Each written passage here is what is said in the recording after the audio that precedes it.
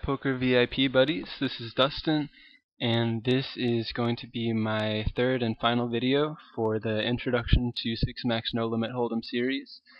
In the first two videos we covered pre-flop basics, flop play, some other topics, and for this third video we're going to focus on the turn and river, tilt, and putting it all together, go through a few hand examples to kind of try to put together everything we learned throughout this series. So here's a table of contents. First we're going to talk about tilt, then I'm going to go over turn basics, river basics, just like a couple different turn lines you can take and just talk, you'll see. Talk about barreling, and then at the end we will get into some examples. Alright, so tilt. Tilt essentially means playing poker when not at your best, so anything other than your A game. And if you hear someone say that they never tilt, they are either lying or they don't realize that they do tilt, because all poker players tilt. It's pretty much impossible for a human to be playing at their very best all the time, unless they only play like, you know, a few hours a week and choose the perfect times to play. And so basically it can be kind of as a result of anger, fear, tiredness, stress, chasing your losses, etc. Like personally, I definitely notice that I play a lot worse than my best when I'm tired, so I try not to play, you know, too late at night after I start getting tired. So basically your goal should be to play your A game as often as possible, and to do that, basically try to figure out what makes you play worse than your best and work on those problems and eliminate those problems without necessarily cutting back on the time that you play poker. And I mentioned this book, The Mental Game of Poker by Jared Tendler. I would highly recommend picking up this book. It's basically really helpful for the mental game of poker, which a lot of players, especially newer players, don't even really take into consideration. And so if you can get an edge that way, that's going to really help you out. Alright, so the best method that I've found for tilt control is doing warm-ups and cooldowns. And what this means is just a warm-up is kind of a short thing you do before you play a poker session, and a cooldown is something you do right after you play a poker session. And kind of some suggestions for how this works is, first I'm going to start with cooldown. After each session, write down a summary of your session. Include how well you played, estimate how well you ran, take note of any mistakes you made, spots you were unsure about, or leaks you spotted, and write about your mental game. Did you tilt? Why or why not? And specifically, what mistakes did you make while tilting? And I find it helpful to have a physical poker journal that I use for this purpose.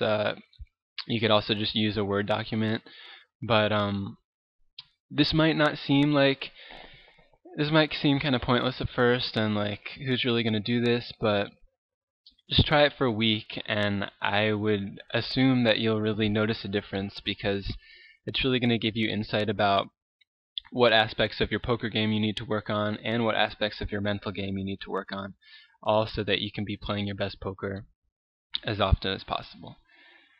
And then some warm-up suggestions. One really helpful thing I find is to review your most recent cooldown, just kind of to remind yourself of how you played last time and what things you should keep in mind and how you could improve.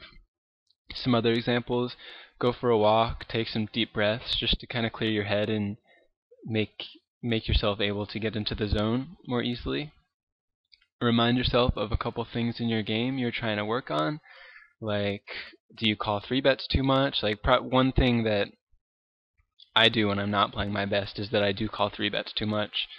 So that's something that I've had to start keeping in mind. Do you fold too much on the flop? Just whatever you're trying to work on in your poker game, remind yourself right before you play so you have it on the top of your head. And also remind yourself of your long-term goals. This is helpful too, because it just helps motivate you to play your best poker. Like if you are playing poker to save up money to buy something big, then it's gonna help you not want to tilt. Or if you're just trying to play your best poker and move up, like all that stuff is gonna just kind of remind yourself to play your best. And one more point I want to bring up about tilt is that you can learn from tilt. After tilting, notice what mistakes you made that you wouldn't make when playing your A game. These are areas you need to work on. For example, most people, when they're on tilt, they still fold 7-2 off under the gun. This means that they're pretty much expert at folding 7-2 off under the gun, so they don't need to work on that. But it maybe when you're on tilt, you raise King-6 suited from middle position. And so this means that you're not an expert at playing King-6 suited from middle position, so that's something you need to work on. You need to realize that it's usually going to be a fold and incorporate that into just your standard game so that you don't make that mistake while you're tilting. And obviously those two examples are both pre-flop examples, but you can kind of apply that concept to, maybe you call too much on the river when you're on tilt, so just work on that. And that's the kind of stuff that you should be keeping in mind before you play a session. Alright, hopefully that covers tilt pretty well. Now I'm going to get into some play on the turn. Betting ranges on the turn are stronger than betting ranges on the flop. And so this is just because most people continuation bet on the flop with most of their range, but the turn changes things by both making your range look stronger since you got to the turn, like for example if you called a flop bet or if you bet the flop. So it's just something good to keep in mind. And here's some questions that you should be asking yourself when you're facing a turn bet. Did this card improve villain's range? Did it improve my perceived range? Is villain likely to bluff or semi-bluff here? And if villain is value betting, what hands would she be value betting? So essentially you're just trying to figure out what villain's bet means and whether or not you can fold, whether or not you should fold, call, or raise based on what it means.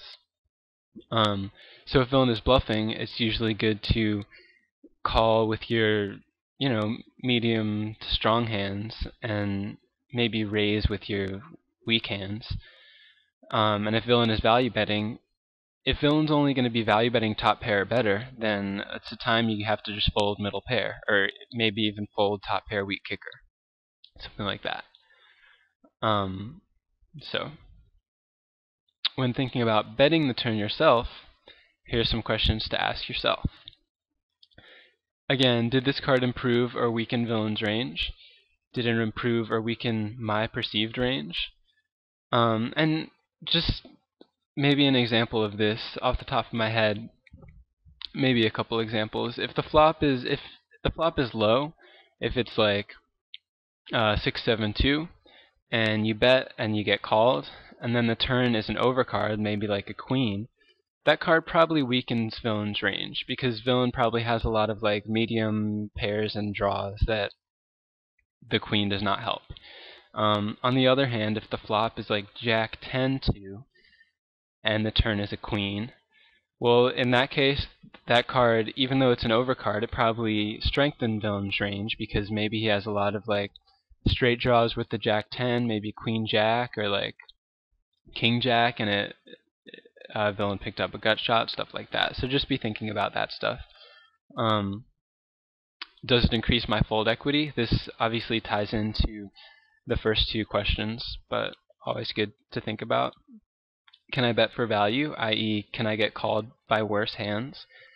Can I bet as a bluff, i.e. can I get better hands to fold? And these two questions are always good to ask yourself when you're betting on any street. What will I do if I get raised? And what is my plan for the river if I get called? It's always good to have a plan in mind for any action that you take in poker, because if you're going to be put in really tough spots later on in the hand, and you're going to make mistakes, then maybe you should reconsider your decision on an earlier street like the flop or the turn. Okay. So here's kind of a common line that a lot of players don't even think to do, which is check call flop, donk turn line. Now a donk bet is just a bet that is made into the preflop raiser. So for example, if someone raises preflop and you call from the big blind and you go ahead and lead out and bet the flop, then that would be considered a donk bet. So when you check, kind of a good example, a standard time to do this is when you check call the flop because you probably have the best hand but can't get value by raising, and then on the turn you feel confident that you have the best hand, and villain is more likely to call a bet than bet him or herself. So one example of this could be the button opens and you flat from the big blind with Jack 10 suited. This is definitely standard so far. The Jack 10 suited is the kind of hand where you can pick up some decent equity on the flop. You can check raise bluff a fair amount. Yeah. So then the flop comes King 10 2.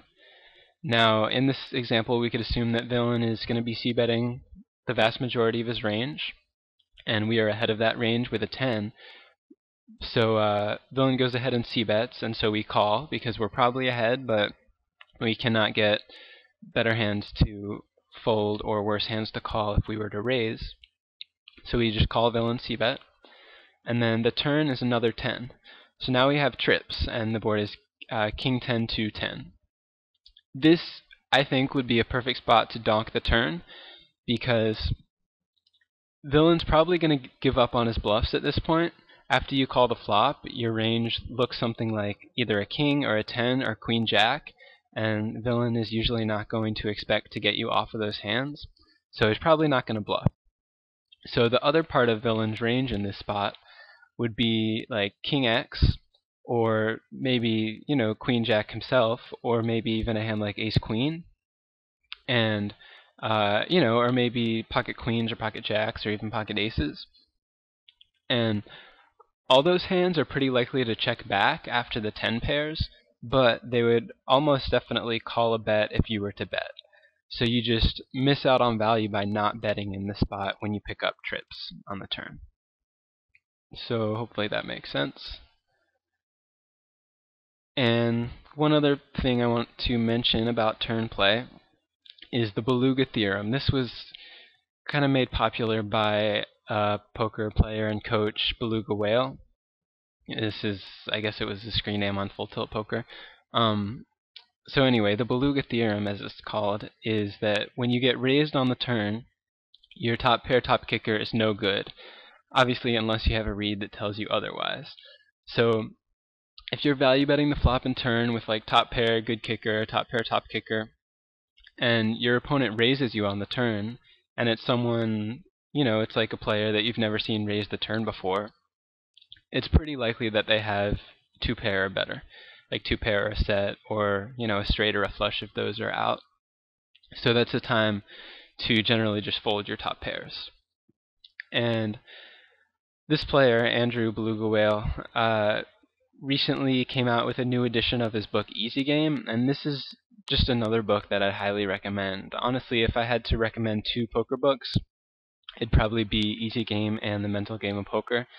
And I think they're like $50 each. Like, I think Easy Game is $60 for the ebook, and that might seem like a lot for, you know, a book, but both of them are almost definitely going to pay for themselves within a reasonably short amount of time. So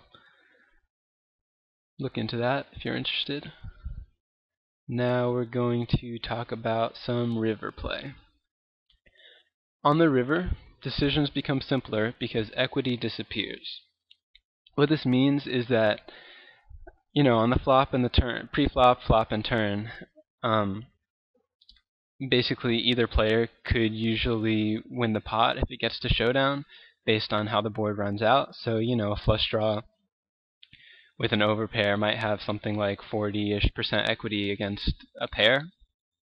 on the flop. But on the river, you either have 100% equity or you have 0% equity, or I guess 50% equity if it's a chop. So for that reason, you should be betting or raising either for straight value or as a straight bluff, meaning there are no other reasons to bet on the river. You either want to get a worse hand to call, or you want to get a better hand to fold. Yeah. And so when you're facing a bet on the river, these are just some basic math stuff that's good, really important to be aware of, I think. When you're facing a pot size bet on the river, you're getting 2-to-1 odds, which means you have to win the pot about 33% of the time for a call to be profitable. I guess that's pretty self-explanatory. And when you're facing only a half-size pot bet, then you're getting 3-to-1, and you need to win the pot more than 25% of the time for it to be profitable. And obviously, if you're facing a bet that's in between half pot and full pot, it's somewhere in between 25%. Like, you need to be right somewhere between 25% and 33%. So while this is definitely good to keep in mind, it is a fairly common mistake to overestimate your equity on the river, basically meaning a lot of people think that other people bluff more often than they do. So if someone bets the river and they played the hand in a way that makes it look a lot like they have a value hand, then you should probably just fold with your marginal hands. Yeah. And of course, like, sometimes people will be bluffing and you will need to hero call, but that's kind of beyond the scope of this series. I do think that would be a cool video to make, though. Okay, here's just some basic sizing stuff on the river. Excuse me. When you're value betting, it's usually best to bet big, like close to pot, when you think there are a lot of worse hands that can call you, and or when you think it'll look bluffy. So I guess that's pretty self-explanatory, but if you have, like, a fairly disguised straight and you think it's pretty likely that your opponent has 2-pair or better, then just bet really big, bet like close to the pot. On the other hand, if you have like second pair, or you have top pair weak kicker and you're trying to get called by bottom pair, then you can bet, or you're trying to get called by ace high, depending on how the board runs out and if your opponent is a calling station, then you can bet small. You can bet like 1/3 of the pot sometimes for thin value, just if you think that your opponent just really doesn't have a strong hand at that point. And when you're bluffing, it's usually good to bet big when you're trying to get your opponent to fold a pair or better, so maybe like 3/4 the size of the pot. And sometimes, though, when you're bluffing the river, you'll just be trying to get your opponent off of like a missed draw. But in that case, you would want to bluff when the missed draw is usually like, queen high or better, and you only have worse than that, like 8 high. So in that case, it can be good to bet half pot or less, because you don't need to bet big to get someone off a draw. And if you bet bigger, they're still going to fold their draws, but they're only going to call you with their actual pair plus type hands. So, good to know about this stuff. All right. For the final concept, we will talk about barreling.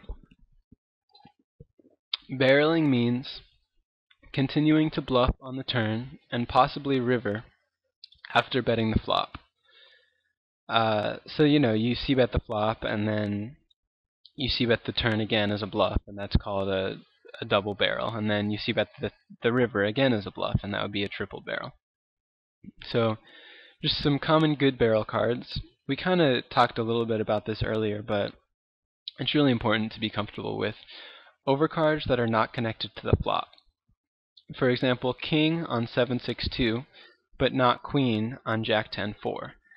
And this is because if you think about someone's calling range on a 7-6-2 flop, it's a lot of hands like 7x, like ace 7, 6x, maybe like 6-5 or ace-6, and maybe some draws like 9-8, maybe just like some random backdoor flush draws with a 5 or something, like ace-5 suited. So basically this king really doesn't help any of that range, and it just puts an overcard on the board against that range.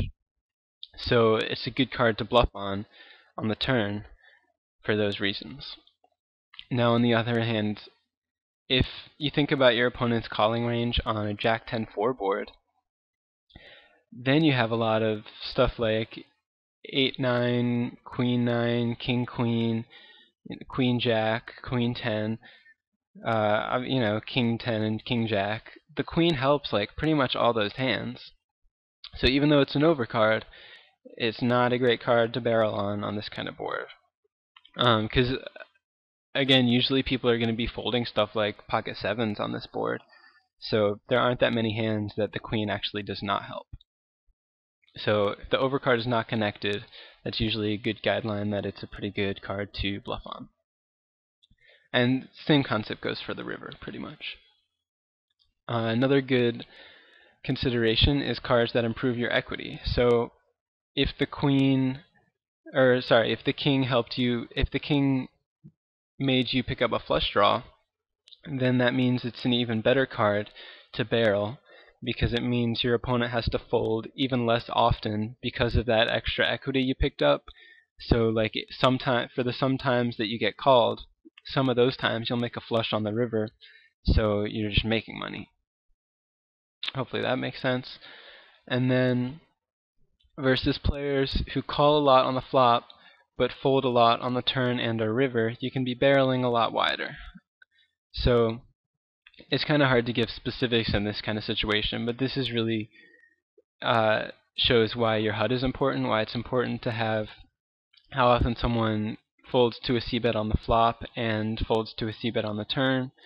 Just because if they rarely fold to flop c-bets, but they fold to turn c-bets a lot, then sometimes you can even barrel an undercard on the turn, especially if you can like triple barrel an overcard on the river, and that'll work a lot. Okay, so now we're just going to talk about some good flops to barrel. I know we talked about c-betting flops in the last video, but we didn't really talk about c-betting flops with a plan. And so that's kind of what the point of this slide is. Let's say you raise preflop and the flop is 6-6-2. Now, you're probably not going to get a ton of folds on this flop, especially if it's like blind versus blind or button versus blind or something like that, because you'll probably either get floated or someone's going to have like a marginal hand that they want to call with.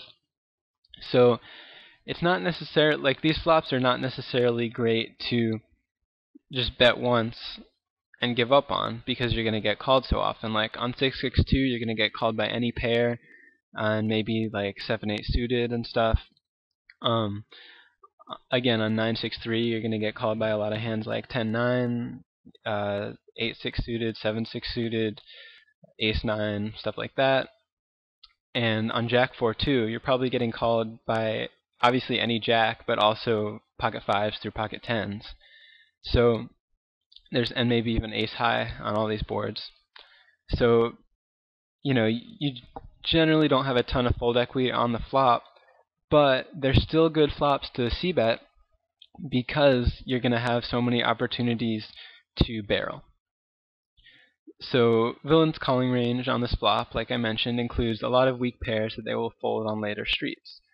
So if you c-bet 6-6-2 and you get an overcard like a jack through ace, that's probably going to be a good card to barrel. And again, on the Jack-4-2, this isn't quite as good as like the previous two flops, but since people are going to have so many weak pocket pairs like pocket 5s and maybe weaker jacks like Jack-10, you can usually be barreling an overcard on this board, assuming you have some kind of equity. Like maybe you'll be c-betting with King-Queen, and then you can continue on any queen, any king, since it gives you a pair. and then also maybe any 10 or any ace, since the 10 gives you an open-ended straight draw, and the ace is an overcard and also gives you a gut shot. So, on the other hand, some pretty bad flops to barrel would be ace-7-3 rainbow. This is, again, a dry flop, and probably the kind of flop you're going to want to c-bet once as a bluff and give up on, because people are usually just going to fold their air because it might look like you have an ace, but if they call, it's somewhat likely that they have an ace, and you do not want to try to bluff people off of top pair unless you have a reason to do so. And also Queen Jack 6. Now this is a wet board as opposed to this dry board, but again, if you think about what your opponent's calling range is on this board, it's going to be a lot of Queen X that you don't want to try to get them to fold, Jack X that they may or not fold but may improve, straight draws and flush draws that are probably not going to fold the turn, and you just don't know which of those hands they have, so you're not going to know if you can barrel any card, and it's just going to put you in tough spots. So this is the kind of flop to generally just give up on. And yeah, I guess I just mentioned this. Villain's calling range on these flops includes lots of top pairs and strong draws that they will not fold on the turn. So I think now we're going to get into some hand examples again. There's my email address. Okay. First I'm going to go over a few hands that were sent to me, pretty standard hands that were sent to me by a student of mine. In this first one we have pocket aces under the gun. We raise to $3, obviously that's standard play here. We get called by the small blind. Now, this small blind is a pretty fishy player. We know that from HUD stats, which are not shown here, but you'll notice that this player has less than 100 big blinds. This is a 50 cent a dollar table, so the standard buy-in is $100, and this player only has like $70. So most players who do not have a full stack and who do not have auto top-up or whatever enabled are going to be on the weaker side. So that's kind of one method that you can very quickly identify who is most likely a weaker player. So this player calls and the big blind folds. Now the flop comes Jack 9-4 with 2 diamonds, and the small blind checks to us. This is a very clear spot to c-bet. We can get value from plenty of jacks, nines, and draws, straight draws and flush draws. So we bet $6. And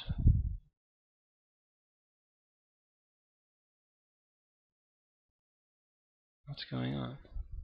I'm just going to try to refresh it. Okay, so we bet $6 into $7. Now, this is really good to take note of, and I think that's a really good bet size. Since this is such a wet board, there are a lot of hands we can get value from, and especially since this is a fish, he's probably just going to call any bet size up to pot. So you can bet really big when you're going for clean value. Like we bet almost pot. We bet $6 into 7. So I think that was a good bet size. Now, turn comes a 2, which pretty much doesn't change anything. He checks to us again, and again we bet pretty big. We bet $15, and we get a call. Again, I like it. If you'll notice, we set up stacks with that turn size, so that on the river you have like a little bit less than a pot size shove left. And so that's really a good thing to take into consideration when you're betting on the turn, especially in 3-bet pots, but also when you're playing against someone or in a raised pot, or when you're playing against someone with less than a full stack. It's good to always try to do this, especially with your value hands. And so the river is an 8. The flush draw missed. Obviously Queen 10 got there. If he had a hand like 9-8 or Jack 8, those hands also beat us now. So you might be tempted to just check it back here, but there's still plenty of hands. Remember, this player's pretty fishy, and most fishy players kind of call too much. So most of the hands that he's going to call with are still stuff like Jack X. He could have like King Jack, Queen Jack, Jack 10. He could have pocket 10s, maybe like a hand like Ace 9. there's still a lot of hands that he could call with, even though some of the hands now beat us. So this player checks again on the river, and we shove all in. So I think that's the best play here, and we get called by King 9. So we win the pot. Alright, here's the next hand. We open Ace 4 on the button. I think we have nits in the blind, so that's a good reason to min raise. And obviously we have an ace, so that's plenty good enough to try to steal the blinds. And we get called by a pretty tight player in the small blind. Okay, the flop is 9-5-3 rainbow. If we think about the small blind's calling range here, it's something like, probably some decent broadways, king queen, king jack, and pocket pairs, probably like 5s through 10s or something. And so I think this is a good spot to c-bet. We get stuff like king queen to fold, which is always fine, and then if we get called, we can narrow his range down to include mostly stuff like weakish pocket pairs, like 4s, 6s, 7s, 8s. So we can probably continue to be aggressive on later streets. So that would be my plan for this hand. So we c-bet the flop. Oh, this is annoying. Alright, so we c-bet the flop, we get called, we go to the turn. The turn is a 2, which doesn't, obviously it makes us pretty much the nuts. We have a straight now with our ace 4, and also it doesn't really increase our fold equity because, again, we put villain on a range of stuff like 6s and 7s, and so this probably wouldn't be the best turn to bluff, but since we have the best hand now, most likely, we go ahead and bet for value, and we get called. So again, we can put him on a lot of hands like 6s and 7s and 8s and stuff like that. So this player checks again on the river. I think we can bet really big, like maybe this player picked up a set or something, and maybe he's just going to hero call us with top pair. He could definitely have a 9. He could definitely have pocket 8s. And I think this board he's pretty likely to call a bet when we bet this big. So we bet 26 into 30, which I think is pretty perfect.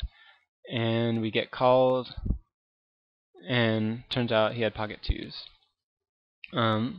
This kind of a light call by him on the flop, but well played by hero. Okay, here's the third hand. We open from the cutoff with ace-10 suited. We're definitely a standard play. We can get called by plenty of weak hands from the blinds that we can make money from post-flop. The flop is jack 5-4.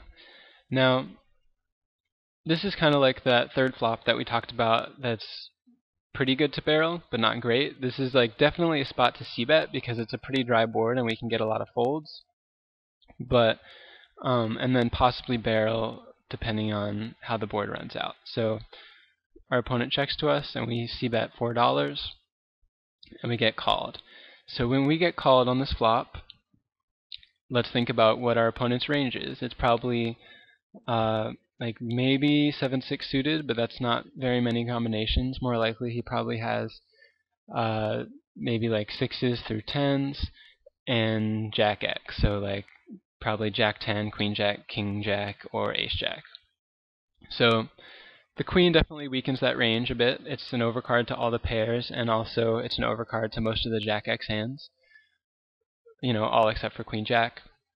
Plus, it brings us some extra equity. We pick up a gut shot, straight draw. So I think it's a pretty good card to barrel. This kind of depends on our opponent's stats. Like if our opponent very rarely folds to c-bets on the turn, then probably just give up here and check back. But if he folds a fair amount, then probably go ahead and double barrel. Our opponent checks, and we do choose to barrel, and we get called. So at this point, when we get called, we can put him on. We can probably take out the 6s through 10s because he would probably just fold those hands at this point. So it becomes more likely that he has a hand like Jack 10, Queen Jack, King Jack, or Ace Jack.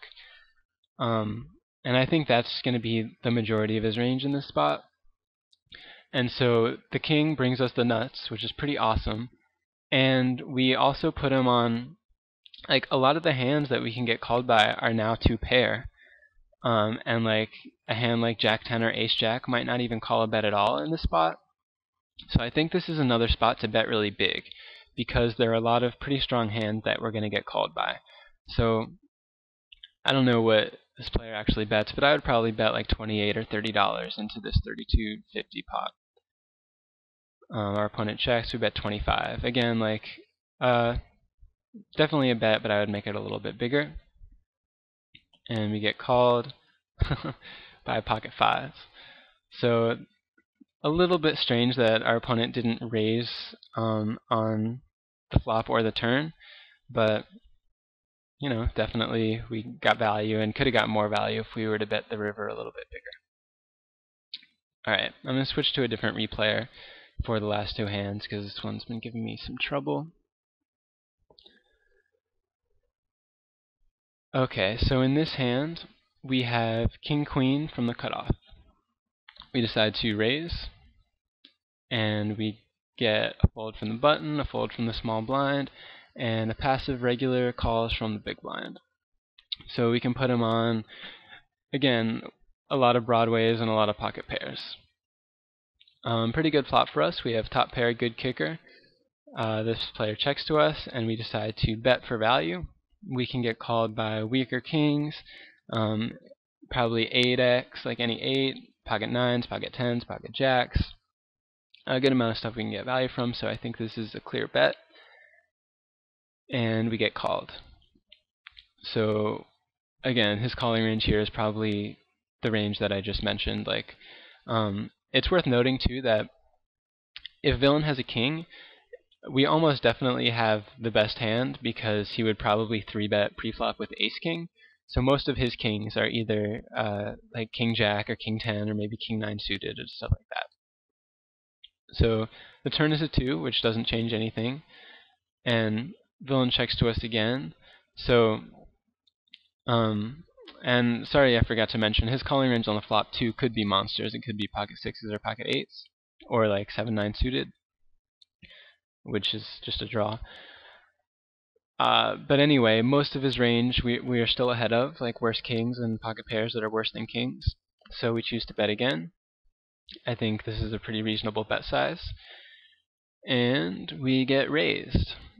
Now, if you'll remember the Beluga Theorem, unless you have a good read to tell you otherwise, if you get raised on the turn, your top pair is usually no good. Plus, we have a read that this player is pretty passive, meaning he just likes to call a lot, but he doesn't like to raise a lot. So when he does raise, he probably has a monster. In this case, either a set 8s, 6s, 2s, maybe a hand like king 8 suited or king 6 suited that he chooses to call. So pretty much all those hands are beating us. So this is a spot to just fold our king queen, and we do, and that's the hand. Alright, this is going to be the last hand of the video. We have ace 2 suited in the small blind.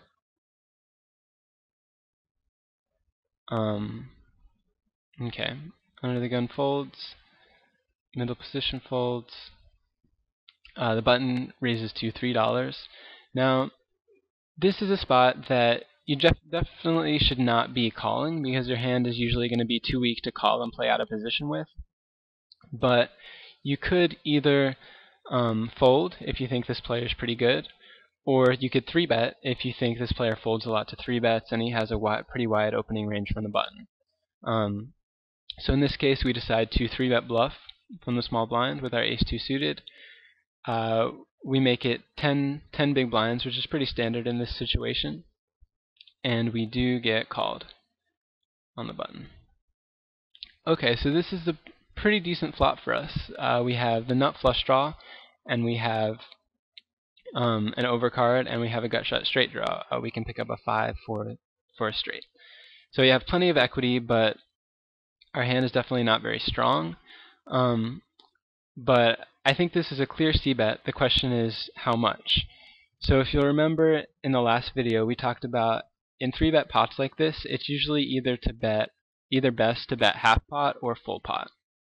And in this situation, I think it's going to be best to bet full pot because if we get called, we can usually there are plenty of turn cards that we can just shove.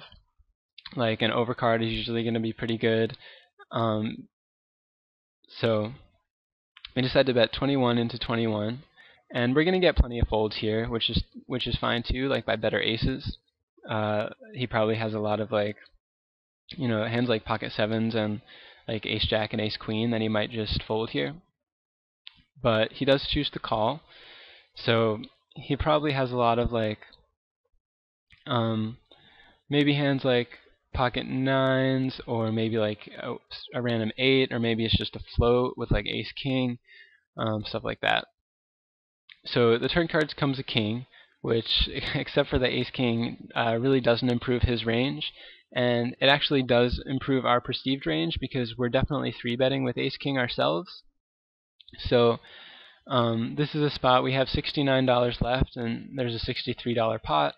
So against a regular opponent, I would usually just be shoving in this spot. I think we're going to get a ton of folds, and also we do have plenty of equity for the times that we do get called. Again, we have like probably an ace is an out, and any diamond and any 5. So we choose to shove, and our opponent folds, and we win the hand. And that about does it for the final video of the series. I hope, again, that it's been helpful and you've enjoyed it. Feel free to post any comments or questions, or feedback is appreciated as well. And I will catch you guys later. See ya.